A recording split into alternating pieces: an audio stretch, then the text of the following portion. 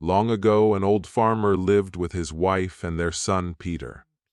As years passed, the farmer became sick and soon passed away, leaving his wife and son alone. "Oh, my poor husband," the woman cried. "He was such a good man. How could this happen?" For many days, she wept. Her laughter.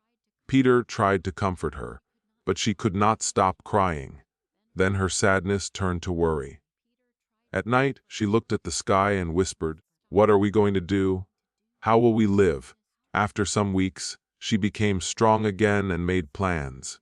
Her husband had left 200. When almost all their food was gone, she gave Peter 100 and said, "Go to town, my son. Buy salt, flour, and bread. I hope this will last until spring." Peter walked to town. As he passed the butcher shop, he saw a crowd. The butcher had tied an old dog to a tree and was beating it.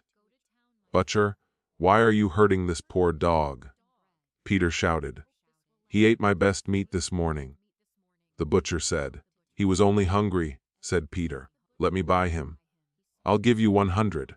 The butcher laughed. "You must be crazy, but fine, take him." Peter untied the dog and said softly, "I'll call you Leo. You'll live safely with my mother and me." The dog licked his face with joy. When Peter came home, his mother was very angry. "You spent all our money on a dog. We have nothing left," she shouted. "This cake is our last food. That's dinner tonight." Peter tried to explain, "Mother, this dog will bring us luck." But she would not listen. That night, he shared his small piece of cake with Leo. The next day, Peter's mother gave him the last 100. "Do not waste this. Buy food or we will starve," Peter promised and went to town. On the way, he saw a boy dragging a cat with a rope. "Stop," Peter cried. "Why are you hurting her?" "She stole my mother's cookie," said the boy. "I will throw her in the river. I will buy her," said Peter. "Here, take 100. The boy laughed but agreed. Peter held the cat in his arms. "Your name will be Pika," he said. When Peter came home with the cat, his mother became furious. "You did it again. Get out of my house and take your animals with you." So Peter left home with Leo and Pika. They walked for days until they reached a village.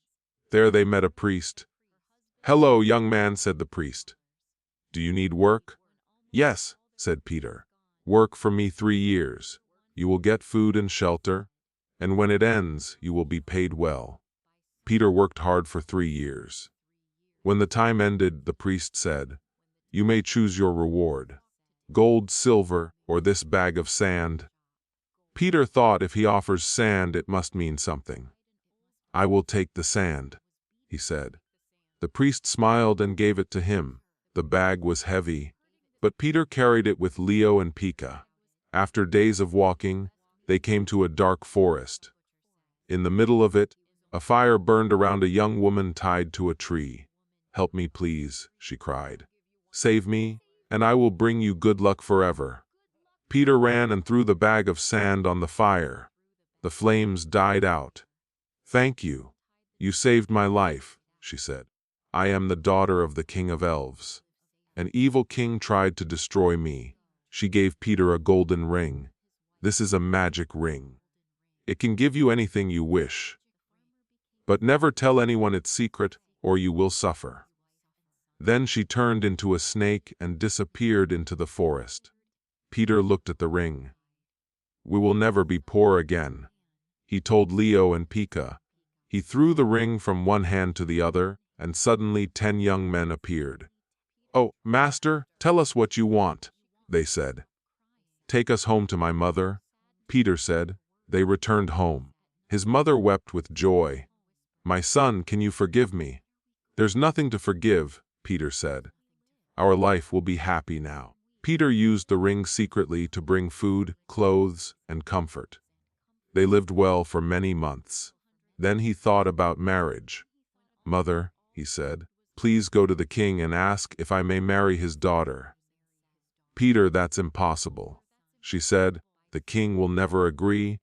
But Peter insisted at the palace. The king laughed. He cleared his throat. "A farmer's son wants my daughter. Bring me rich gifts. Then we'll talk."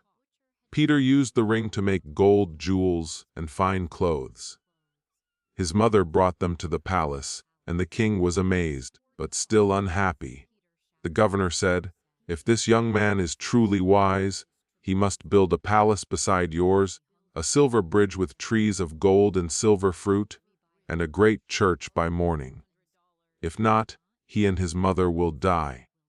When the king woke up the next morning, everything was there: the shining palace, the silver bridge, and the church. He had to agree to the marriage. The princess and Peter married, and for a time they lived happily. But the princess was proud and angry. "How did you do all this?" she asked sweetly again and again. Peter never told her.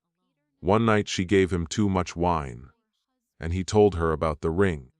When he fell asleep, she took it and wished herself and the whole palace away to another kingdom. The next morning, Peter woke up alone. The king locked him in a tall tower with no food or water. Leo the dog came and saw what happened. He told Pika, "We must help him." They stole bread from the village and brought it to Peter every day. When a year passed, Leo said, "We must find the magic ring." They crossed mountains, rivers, and the sea. At last, they found the princess's palace. She still wore the ring.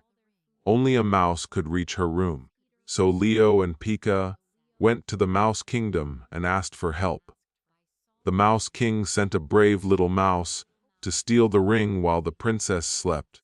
The next morning, Leo and Pika had the ring. Pika carried it in her mouth and climbed onto Leo's back. They crossed the sea again and returned to Peter. Pika climbed the tower wall and threw the ring through the window. Peter caught it, threw it from one hand to the other, and the 10 young men appeared. He ordered food and music. Soon everyone in the village heard the music, even the king. When the king saw that Peter was alive, he forgave him and listened to the whole story. Peter said kindly, "Please don't punish your daughter." The king was touched and let her live.